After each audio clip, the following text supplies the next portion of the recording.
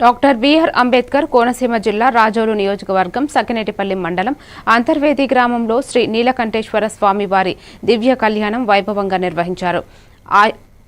అయులూరి సూర్యకుమార్ ఆధ్వర్యంలో జరిగిన ఈ కార్యక్రమంలో స్వామివారు, అమ్మవారు పెండ్లి పీటలపై కళ్యాణం జరిపించారు.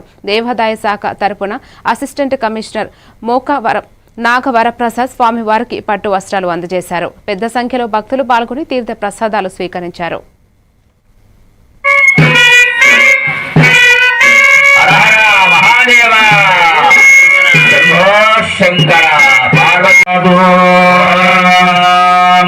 లక్ష్మీ సంగతమింద్రజన మంగళసూత్రాన్ని చూపిస్తున్నారు. హరహర మహాదేవ ఓం మాంగళ్యం